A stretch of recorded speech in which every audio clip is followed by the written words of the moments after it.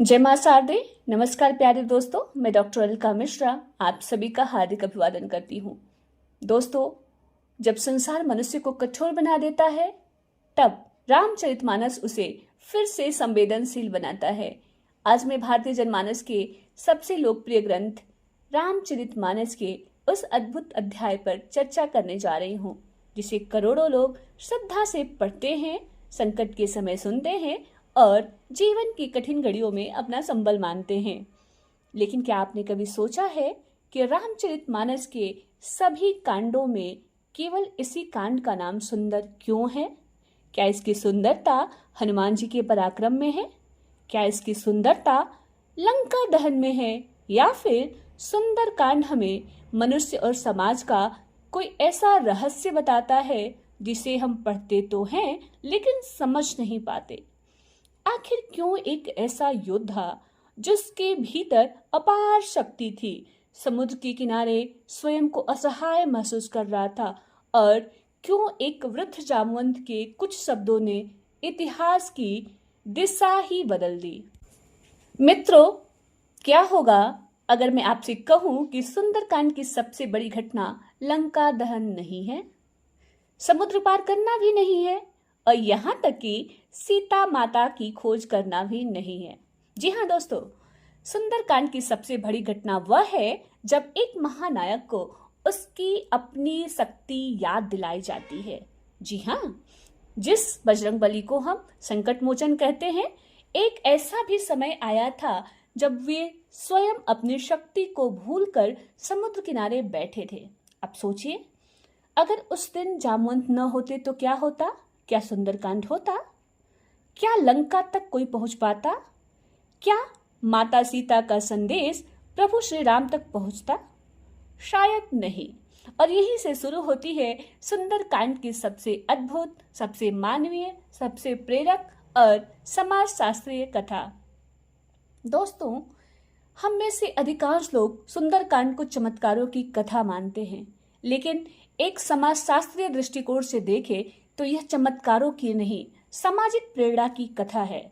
समुद्र किनारे बैठे हनुमान केवल एक पात्र नहीं है, वे उस विद्यार्थी का प्रतीक हैं जो प्रतिभाशाली है लेकिन स्वयं पर विश्वास नहीं है।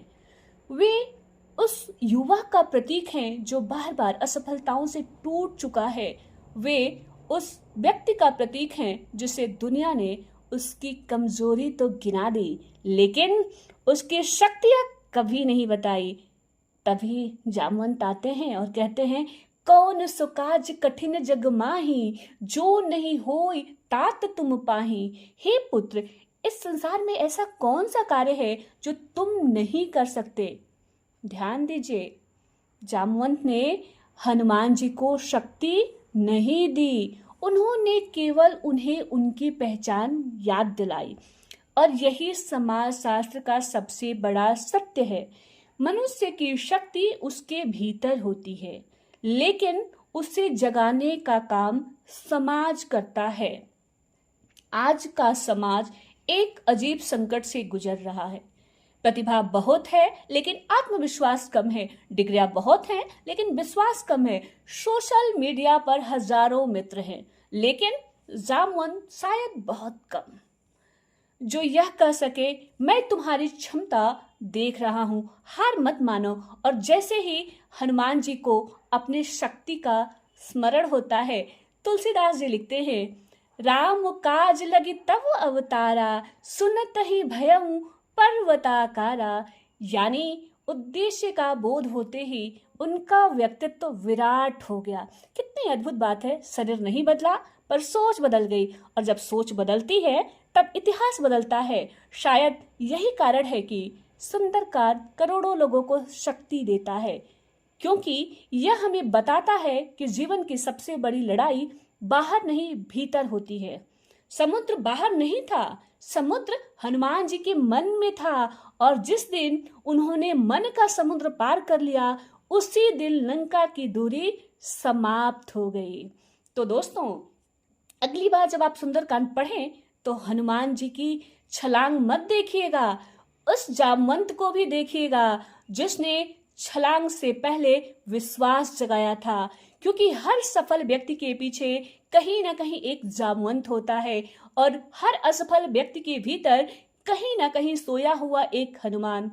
प्रश्न यह नहीं है कि आपके भीतर शक्ति है या नहीं, प्रश्न यह है कि क्या किसी ने आपको आपकी शक्ति का एहसास कराया है। और उससे भी बड़ा प्रश्न, क्या आप किसी और के जीवन में जामवंत बन पाए हैं? क्योंकि दुनिया को आज हनुमानों से पहले जामवंतों की जरूरत है और लोगों को उनकी औकात नहीं, उनकी संभावनाओं को बताए जाने की जरूरत है। दोस्तों, सुंदरकांड हमें सिखाता है एक प्रेरणादायक शब्द हजारों टन शक्ति से अधिक प्रभावशाली हो सकता है। तो दोस्तों, इसी के साथ ही जय श्री राम, जय बजरंगबली। आप सभी का तहे दिल से शुक्रिया, बहुत बहुत धन्यवाद।